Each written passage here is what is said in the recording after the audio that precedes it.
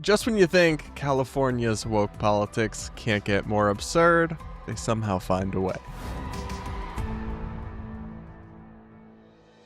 We're going to break down a hilarious identity politics scandal coming out of the state of California, like it is usually when it comes to that kind of silly thing, in a little bit more of a lighthearted solo episode of today's podcast, where we're going to see if I would be gay enough to qualify for utility grants in the state of California. It's kind of a silly story, if you ask me. It's ridiculous, but it is making waves after an expose from the Manhattan Institute's City Journal and the conservative activist Christopher Rufo shined a light on a pretty absurd and pretty comical plan or policy that they have in place in California, where they direct utility contracts to LGBT own businesses and providers, and there's a certification process to see if you're gay enough. We're going to go through it and kind of laugh at the details, but also connect this back to some bigger picture issues with this kind of identitarian stuff.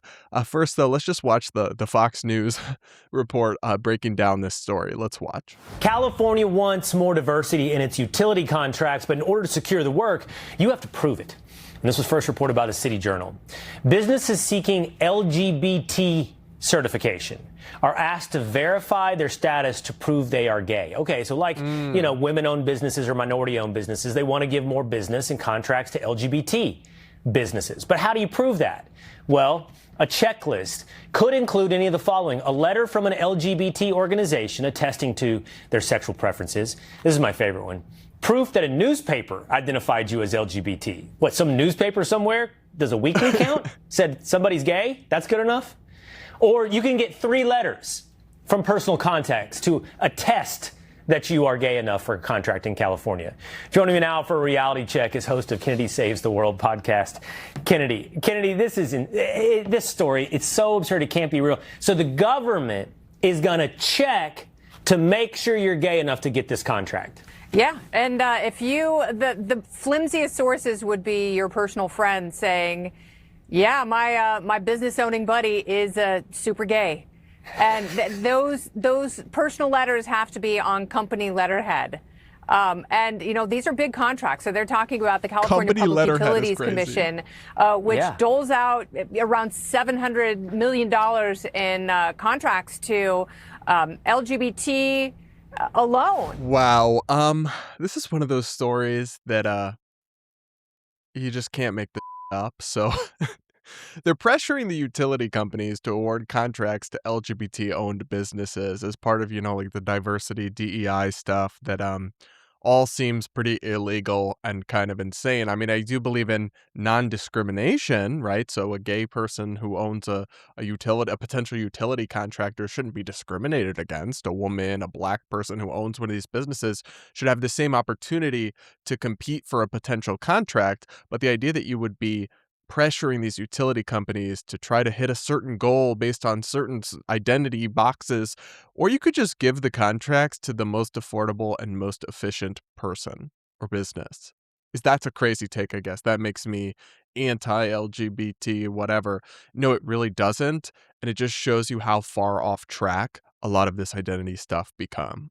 We're going to dive deeper into the details of this story that get extremely goofy. So here's the headline from the Manhattan Institute City Journal. Inside California's gay certification program, the state is pressuring utilities to award $633 million in contracts to LGBT businesses. And we're going to run through the list to see if I could qualify or if I am not gay enough for the state of California. First, though, I do want to mention from our channel partners at Kalshi, is Gavin Newsom going to be the next president of the United States? It's an interesting question. He is certainly charismatic and, I must admit, good looking, but he's got this radical record in California. Stuff like this that is going to haunt him still, though. From Kalshi, he does have pretty decent odds of being the 2028 U.S. presidential election winner. You could see Marco Rubio is there with 18%, J.D. Vance with 16%, and then Gavin Newsom with 14%. But the reason that I would be not super bullish on Gavin Newsom, though I think honestly, any Democrat is going to have a good chance with the current momentum, just swinging against the pendulum, the way that it swings back and forth. Any Democratic nominee is going to be at least have a shot at winning. But yeah, this kind of thing, just the state of California under Gavin Newsom for years has just gone to the absolute extreme on a lot of this identity stuff. And Republican operatives are going to dig up every last piece of it, as they should, frankly, and it will come back to haunt him. But if you have thoughts on this or the other really fascinating political prediction markets, you can head over to Kalshi and sign up. I got the app on my phone. It's really cool to watch the markets evolve in real time. And if you use code BRADP when you sign up, you'll get $20 free to trade when you trade $20. Now, back to Mr. Newsom here. And more importantly, just the state of California in general. So they actually offer a handy-dandy list on the commission's website about how you can qualify. They briefly mentioned it in that Fox clip, but I think it's worth going over in more detail how you can exactly qualify to be an LGBTE. I don't know why it says that. It says required for LGBTBE applicants. I don't know what that letters there is, but the list here is quite expansive. So you could provide a copy of a valid municipal or state license, certificate of marriage, civil union, or domestic partnership, or a proof of domestic partnership, health insurance utilization. Well, I have a question about that because I'm not married, so I guess I don't know how a marriage license works. But like, say, I don't know, what's a good example of a gender neutral name like Blake, right? So say that I showed my marriage license and it was to, Blake whatever. How do they know if it's a gay marriage license or not? I don't think it says gay in big letters at the top. I guess if it was like Adam and Steve, then you would have a good shot. But it's just like, do you see how that doesn't even make sense to me? But there's more. There's evidence of completed or attempted parenting or family building efforts with same-sex partners. Okay, well, I don't have that. And frankly, you don't have to have that to be LGBT. Not many don't want or have kids. Joint living arrangement paperwork, naming a same-sex partner and reference to same-sex partner status must be made in the document. Okay, what I'm curious about that is like, so I rent an apartment and I guess honestly, I'm a little bit helpless when it comes to these things. So my partner does all the paperwork and everything. But I don't think it references us being a gay couple on there. That'd be kind of weird if it did.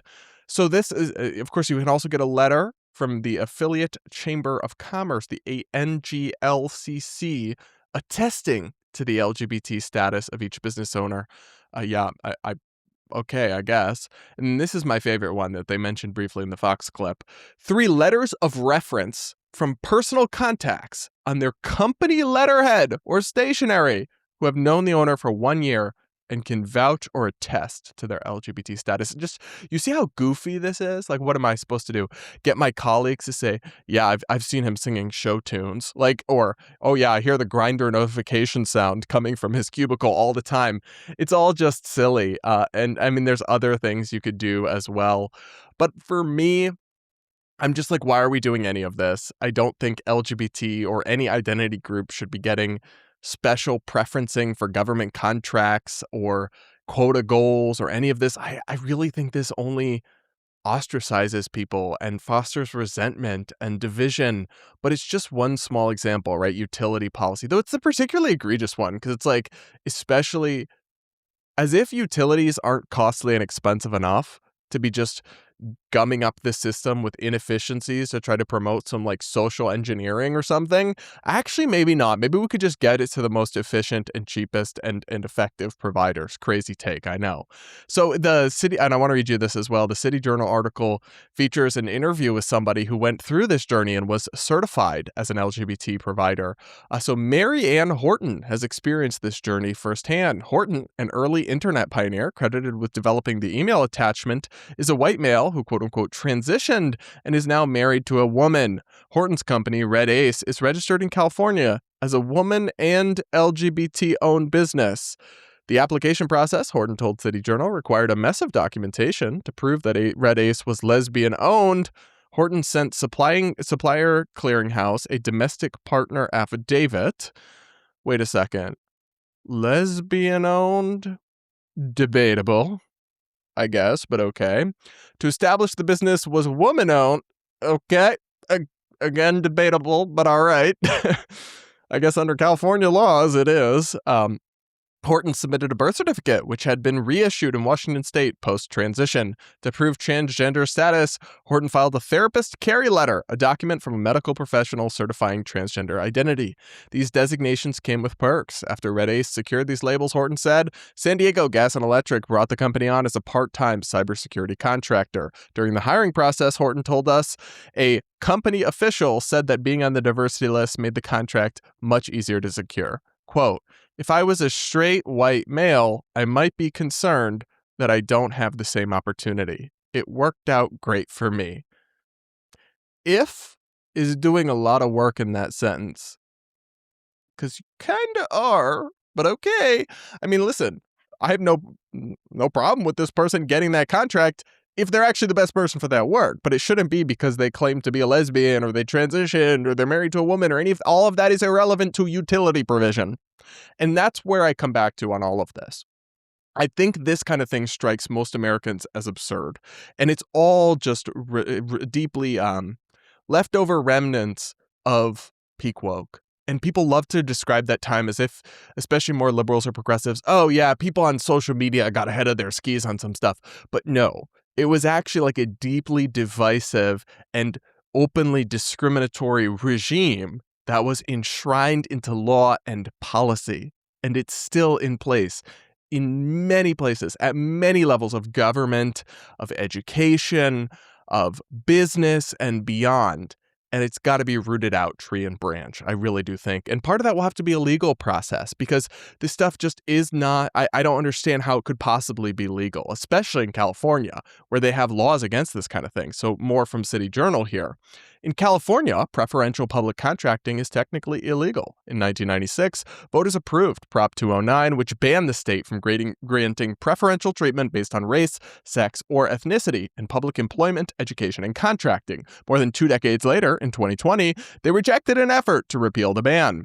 So what it will come down to is whether that actually what they're doing constitutes preferencing or not, because what they often claim is we're just establishing goals, but we're not like, there's not hard quotas but it's like, okay, but if you're striving to meet the goals, how do you do that without preferencing? There's really no way. So either you're not going to meet the goals, in which case, and you're not going to try to, which why have them then, or you're low-key are going to engage in preferencing, and that's why you have the goals. And I think it's probably the latter, and that these kinds of policies and initiatives tend to work around the spirit of the law. Whether or not they technically violate it or not, they certainly violate the intent.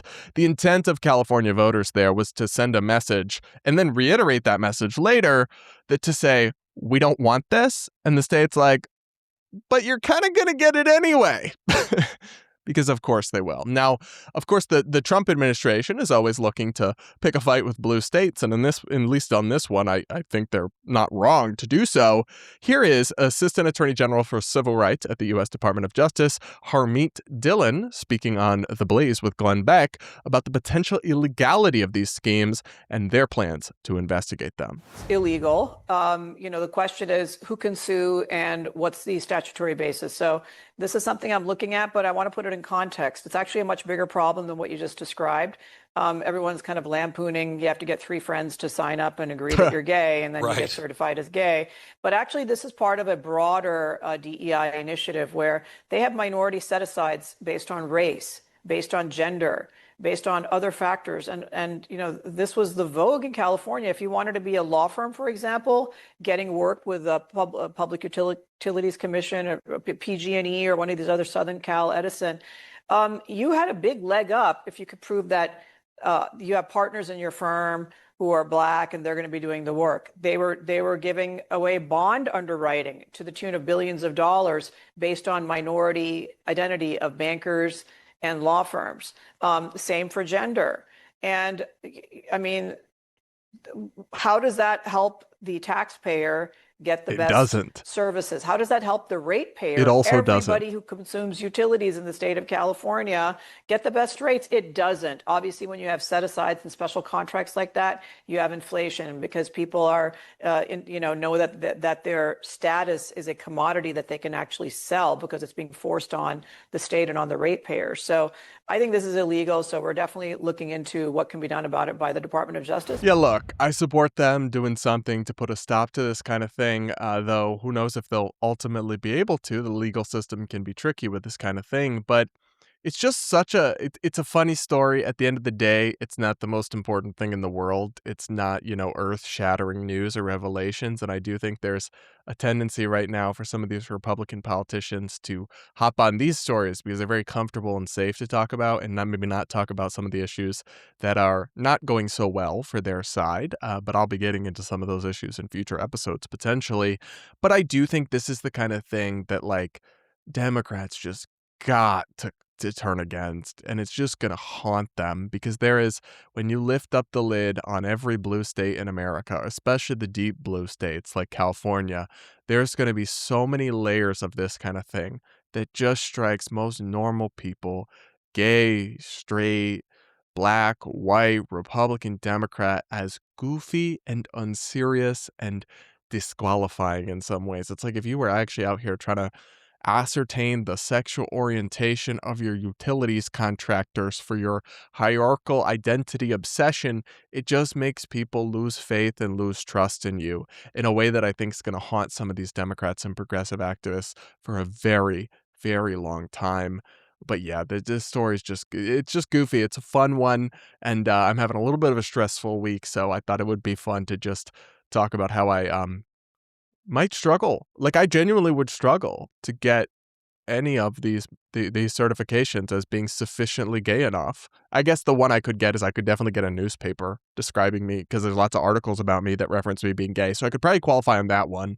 But I don't have friends with business letterhead who would ascertain my sexual orientation. It's very more than anything weird. But kind of funny. So you guys will have to let me know what you think in the comments below. Make sure you're subscribed if you aren't yet. And we'll be back with more real soon.